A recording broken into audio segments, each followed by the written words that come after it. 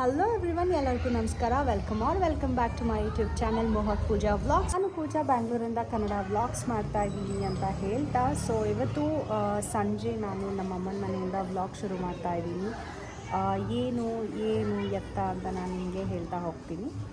So last ನನ್ನ Varamahalakshmi vlog ನೀವು ನೋಡಿಲ್ಲ ಅಂದರೆ ಹೋಗಿ ನೋಡಿ. ಜಸ್ಟ್ ಒಂದು 5 ಮಿನಿಟ್ಸ್ ಇರ್ಬೋದು ಅಷ್ಟೇ. ನಿಮ್ಮ ಸಪೋರ್ಟ್ ನನಗೆ ಖಂಡಿತವಾಗ್ಲೂ ಬೇಕು ಅಂತ ಹೇಳ್ತಾ, ಸೊ ಇವತ್ತು ಕೂಡ ಒಂದು ಸ್ಪೆಷಲ್ ವ್ಲಾಗ್. ಯಾಕಂದರೆ ನಾನು ತುಂಬಾ ಪವರ್ಫುಲ್ ಆದಂಥ ಪ್ಲೇಸ್ಗೆ ಇವತ್ತು ನಾನು ಹೋಗ್ತಾ ಇದ್ದೀನಿ. ಯಾರೆಲ್ಲ ಹೋಗ್ತೀವಿ, ಹೇಗೆ ಹೋಗ್ತೀವಿ, ಹಾಗೆ ನಿಮ್ಮನ್ನು ಕೂಡ ಕರ್ಕೊಂಡು ಹೋಗ್ತೀನಿ ಅಂತ ಹೇಳ್ತಾ, let's get started as usual. So ಈ ಬಟ್ಟೆಗಳು ಪಾಪದಿದ್ದೇ ಇರುತ್ತೆ ಯಾವಾಗಲೂ. ನಾನು ಆಲ್ರೆಡಿ ಇಂಟ್ರೊಡಕ್ಷನ್ ಮಾಡುವಾಗ ಹೇಳಿದ್ದೆ ನಾವು ಪವರ್ಫುಲ್ ಪ್ಲೇಸ್ಗೆ ಹೋಗ್ತಾ ಇದ್ದೀವಿ ಅಂತ. ಅದು ಗಿರಿನಗರದಲ್ಲಿರುವಂಥ ಕಾರ್ಯಸಿದ್ಧಿ ಆಂಜನೇಯ ದೇವಸ್ಥಾನ. ಅಲ್ಲಿಗೆ ನಾನು, ನನ್ನ ಮಕ್ಕಳು, ನನ್ನ ಹಸ್ಬೆಂಡ್, ನಮ್ಮ ಅತ್ತೆ ಹೋಗ್ತಾ ಇದ್ವಿ. ನನ್ನ ಮಗ ಯಾವ ಸ್ಟೈಲಲ್ಲಿ ಕೂತಿದ್ದ ನೋಡಿ. ಹಾಗೆ ಚಿಕ್ಕ ಮಗ ಅಂತೂ ಆಚೆ ಹೋಗಿದ ತಕ್ಷಣ ಆಚೆ ನೋಡೋದೇ ಅವ್ನಿಗಿಷ್ಟ. So last time baby vaccination ವ್ಲಾಗಲ್ಲಿ ನಾನು ಈ ರೋಡ್ನ ತೋರಿಸಿದ್ದೆ ಆಟೋಲ್ಲಿ ಹೋಗುವಾಗ. ಸೊ ಇಲ್ಲಿ ತುಂಬಾ ಚೆನ್ನಾಗಿರುತ್ತೆ ವಾತಾವರಣ ಅಂತ. ಸೊ ಅದೇ ರೂಟಲ್ಲೇ ನಾವು ಹೋಗ್ತಾ ಇದ್ವಿ. ಅದಾದಮೇಲೆ ಫುಲ್ಲು ಮೋಡ ಕವಿದ ವಾತಾವರಣ ಆಗೋಗಿತ್ತು. 5 ಗಂಟೆಗೆ ಹೊರಟ್ವಿ. ಸೊ ಮಳೆ ಬರೋ ಹಾಗೆ ಆಗೋಗಿತ್ತು. ಫೈನಲಿ ನಾವಲ್ಲಿ ರೀಚ್ ಆದ್ವಿ. ಆ ರೋಡ್ಗೆ ಹೋದ್ವಿ. ಆ ರೋಡ್ಗೆ ಹೋದಾಗ ಫಸ್ಟು ವಾಸವಿ ದೇವಸ್ಥಾನ ಸಿಗುತ್ತೆ. ಅಲ್ಲಿಂದ ಮುಂದೆ ಹೋಗಿ ಲೆಫ್ಟ್ ಹೋಗಿದ್ದೆ ಪಾರ್ಕಿಂಗ್ ಸಿಗುತ್ತೆ. ಪಾರ್ಕಿಂಗಲ್ಲಿ ನಾವು ಪಾರ್ಕಿಂಗ್ ಮಾಡೋದ್ರ ಬದಲು ಫಸ್ಟು ಮಕ್ಕಳಿದ್ದಾರೆ ಅಂತ ಬಿಟ್ಬಿಟ್ಟು ಬಂದು ಪಾರ್ಕಿಂಗ್ ಮಾಡಿದ್ರು. ಸೊ ಇದೇ ರೋಡಲ್ಲಿ ಡೆಡ್ ಎಂಡಲ್ಲಿ ಆಂಜನೇಯ ದೇವಸ್ಥಾನ ಇರೋದು. ಸೊ ಇಲ್ಲಿ ಲೆಫ್ಟಲ್ಲಿ ನೀವು ನೋಡ್ಬೋದು ಟೆಂಪಲ್ ಬಂದಿದೆ. ಸೊ ಇದನ್ನು ನಾನು ಶಾರ್ಟ್ಸಲ್ಲೂ ಲಾಸ್ಟ್ ಟೈಮ್ ಅಪ್ಲೋಡ್ ಮಾಡಿದ್ದೆ. ಸೊ ಎಷ್ಟು ಜನ ನೋಡಿರ್ತಿರೋ ಗೊತ್ತಿಲ್ಲ. ಸೊ ಇದೇ ಆ ದೇವಸ್ಥಾನ ತುಂಬಾ ಚೆನ್ನಾಗಿದೆ. ಎಷ್ಟು ಪೀಸ್ಫುಲ್ ಅಂದರೆ, ಬರ್ತಾ ಇರೋದು 2ನೇ ಸರಿ. ಫಸ್ಟ್ ಟೈಮ್ ಹೆಂಗಿರುತ್ತೆ ಅಂತ ನೋಡೋಣ ಅಂತ ಸ್ಯಾಟರ್ಡೆ ಬಂದಿದ್ವಿ.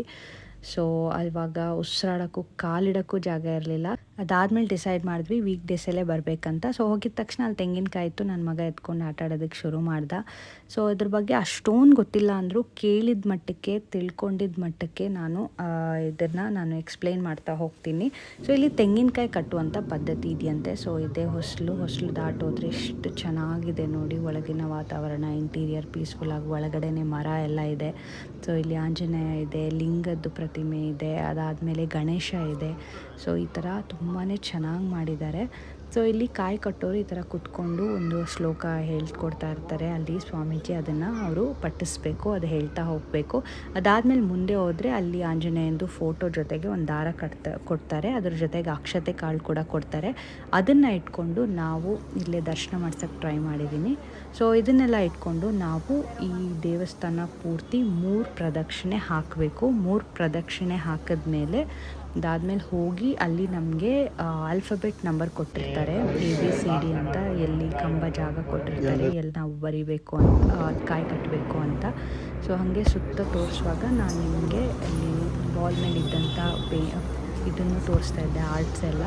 ಸೊ ಇಲ್ಲಿ ABCD ಅಂತ ಇದೆಯಲ್ಲ, ಅಲ್ಲಿ ನಿಮ್ಗೆ ಯಾವ ಆಲ್ಫಾಬೆಟ್ ತೆಂಗಿನಕಾಯಿನ ಕೊಟ್ಟಿರ್ತಾರೋ ಅದನ್ನು ಹೋಗಿ ನೀವು ಅಲ್ಲಿ ಕಟ್ಟಬೇಕು. ಕಟ್ಬಿಟ್ಟು ಅಕ್ಷತೆ ಕಾಳೆಲ್ಲ ಹಾಕಿ ದಾರಾನ ಕಟ್ಕೊಂಡು ಬಂದು ಮತ್ತೆ ಇಲ್ಲಿ 16 ರೌಂಡ್ ಸುತ್ತಬೇಕು. ಸೊ ಇದನ್ನು ನಾವು 4 ವಾರ ಮಾಡಬೇಕು. ಸೊ 4 ಸರಿ ಬಂದು 16 ರೌಂಡ್ ಸುತ್ತಬಿಟ್ಟು ಹೋಗಬೇಕು. ದಾರ ಕಟ್ಕೊಂಡ್ಮೇಲೆ ಅದನ್ನು 16 ದಿನದೊಳಗೆ ಮಾಡಬೇಕು. ಸೊ ಈ ಥರ ಪದ್ಧತಿ ಇದೆ. ಹೋಪ್ ನಿಮಗೆ ಅಂಡರ್ಸ್ಟ್ಯಾಂಡ್ ಆಗಿದೆ ಅಂತ ಭಾವಿಸ್ತೀನಿ. ಸೊ ಫೈನಲಿ ಇಲ್ಲಿ ಪ್ರಸಾದ ಮಾತ್ರ ಲಾಸ್ಟ್ ಟೈಮ್ ತುಂಬಾ ಇಷ್ಟ ಆಯಿತು ನಮಗೆ. ಸೊ ಹೆಂಗೂ ಇಷ್ಟೊತ್ತಾಗಿದೆ, ಅಷ್ಟೊಂದು ರಶ್ ಇಲ್ಲ. ಸೊ ಕೂತ್ಕೊಂಡು ಪ್ರಸಾದ ತಿನ್ಕೊಂಡು ಹೋಗೋಣ ಅಂತ ಕೂತ್ಕೊಂಡು ವೆಯ್ಟ್ ಮಾಡ್ತಾಯಿದ್ವಿ. ಸೊ ಅದಕ್ಕೂ ಮುಂಚೆ ಅಲ್ಲಿ ಹೋಗಿ ನನ್ನ ಮಗನ್ನ ನಾನು ಅಲ್ಲಿ ಆಂಜನೇಯನ ಸ್ವಾಮಿಗೆ ತೋರಿಸಿ ದರ್ಶನ ಮಾಡಿಸ್ಕೊಂಡು ಅವನಿಗೆ ಕಾಲೆಲ್ಲ ಮುಗಿಸ್ಕೊಂಡು, ಸೊ ಈ ಥರ ಮಾಡೋಣ ಅಂತೆಲ್ಲ ಹೋಗಿ ಅಲ್ಲಿ ಮುಂದೆ ಹೋಗಿ ದೊಡ್ಡ ಆಂಜನೇಯನು ತೋರಿಸ್ತಾ ಇದ್ದೆ. ಅವನು ಅದನ್ನೆಲ್ಲ ನೋಡ್ತಿದ್ದ. ಅಲ್ಲಿ ಬಾಗಿಲಲ್ಲಿ ಗಂಟೆ ಇದೆ, ಬರ್ತಾ ಅವನು ಅದರಲ್ಲಿ ಆಟ ಆಡ್ತಿದ್ದ. ಸೊ ಅದರಲ್ಲೆಲ್ಲ ಆಟ ಆಡಿಸ್ಕೊಂಡು ನಾವು ಈ ಥರ ಮಾತಾಡ್ಕೊಂಡು ಕುತ್ಕೊಂಡಿದ್ದೀವಿ. ಕಾಯಿನೆಲ್ಲ ನೋಡಿದ್ರೆ ಎಷ್ಟು ಬೇಗ ಪ್ರಸಾದದ ಲೈನ್ ಕ್ಯೂ ಜಾಸ್ತಿ ಆಗೇ ಹೋಗಿತ್ತು. ಸೊ ಫೈನಲಿ ಅಲ್ಲಿಂದ ಪ್ರಸಾದ ತೊಗೊಂಡು ಅಲ್ಲಿಂದ ಹೊರಟು ಬಂದ್ವಿ. ಹಾಗೆ ಅಲ್ಲಿ ಬರೀ ಈ ಸೇವೆ ಅಲ್ಲ, ಅಲ್ಲಿ ಇನ್ನೂ ವಿವಿಧವಾದಂಥ ಸೇವೆಗಳಿದೆ, ಅಲಂಕಾರಗಳಿದೆ, ವಡೆ ಹಾರ, ಆಮೇಲೆ ವಿಳೆದೆಲೆ ಹಾರದ್ದು ಅರ್ಚನೆ. ಸೊ ಈ ಥರ ನೀವು ಹೋದರೆ ಗೊತ್ತಾಗುತ್ತೆ ಅಲ್ಲಿ. ಹೀಗೆ ಅಲ್ಲ, ಜೀವನದಲ್ಲಿ ಏನಾದರೂ ಯಾರಾದರೂ ಹೇಳಿದ್ರೆ ನಾವು ಕೂಡ ನಂಬೋಣ ಅಂತ ಅನಿಸುತ್ತೆ. ನಂಬ್ತೀವಿ, ಹೋಗಿ ಅದನ್ನು ಪ್ರಯತ್ನ ಮಾಡ್ತೀವಿ. ಸೊ ಪ್ರಯತ್ನ ನಮ್ಮದು, ಫಲ ದೇವ್ರದ್ದು ಅಂತ ಹೇಳ್ತಾ, ಸೊ ನನ್ನ ಮಕ್ಳಿಗಂತೂ ತುಂಬಾ ಇಷ್ಟ ಆಯಿತು. ಬಟ್ ನನ್ನ ದೊಡ್ಡ ಮಗನಿಗಂತೂ 16 ರೌಂಡ್ ಅವನು ಅಭ್ಯಾಸ ಇಲ್ವಲ್ಲ, ಸೊ ಕಾಲು ನೋವು ಅಂತ ಅಳ್ತೀವಿ. ಇನ್ನು ಈ ಜಾಗದ ಬಗ್ಗೆ ಸುಮಾರು ಜನ ನಮಗೆ ಹೇಳ್ತಾ ಇದ್ರು. ನನಗೆ ನನ್ನ ಫ್ರೆಂಡ್ಸ್ ಆಗಿರ್ಬೋದು, ನನ್ನ ತಂಗಿ ಫ್ರೆಂಡ್ಸ್ ಆಗಿರ್ಬೋದು, ಅವರು ಕೂಡ ತುಂಬ ಹೋಗ್ತಾ ಇದ್ರಂತೆ. ಹಾಗೆ ನನ್ನ ಹಸ್ಬೆಂಡ್ ಫ್ರೆಂಡ್ಸು, ನಮ್ಮ ಅತ್ತೆಗೂ ಅವ್ರ ಫ್ರೆಂಡ್ಸ್ ಎಲ್ಲ, ನಮ್ಮ ರಿಲೇಟಿವ್ಸ್ ಎಲ್ಲ ಹೇಳ್ತಾಯಿದ್ರು. ಸೊ ನಾವು ಅಂದ್ಕೊಂಡಿದ್ದ ತಕ್ಷಣ ಹೋಗೋಕ್ಕಾಗಲ್ಲ. ಎಲ್ಲಿ ನಾವು ಹೋಗ್ಬೇಕಂದ್ರೂ, ಏನೇ ಮಾಡಬೇಕಂದ್ರೂ ಅದಕ್ಕೆ ಕರೆಕ್ಟ್ ಟೈಮ್ ಇರಲೇಬೇಕು ಅಂತಲೇ ಹೇಳ್ಬೋದು. ಹಾಗೆ ಅಲ್ಲಿ ಪಠನೆ ಮಾಡೋಕ್ಕೆ ಕೊಟ್ಟಿದ್ದಂಥ ಮಂತ್ರ ನಾನು ಹೇಳ್ತೀನಿ. ನಾನು ನೋಡಿದ್ದೆ, ಹೀಗೆ ಹೇಳ್ತಿದ್ರು. ಅದೇನೆಂದರೆ, ತ್ವಮಸ್ಮಿನ್ ಕಾರ್ಯನಿರ್ಯೋಗೆ ಪ್ರಮಾಣಂ ಹರಿಸತಮ ಹನುಮಾನ್ ಯತ್ನಮಾಸ್ತಾಯ ದುಃಖಾಕ್ಷಯ ಕರೋಭವ.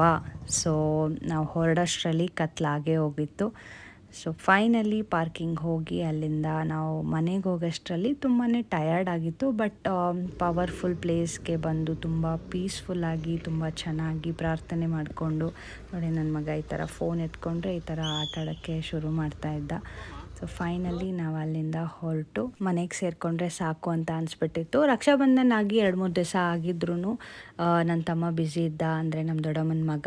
ಸೊ ಅವನು ಮನೆಗೆ ಬಂದಿದ್ದ, ನಾವು ಮನೆ ರೀಚ್ ಆಗೋಷ್ಟರಲ್ಲಿ. ಸೊ ನನ್ನ ತಂಗಿ ರಾಖಿ ಕಟ್ತಾಳೆ ಪ್ರತಿ ವರ್ಷ.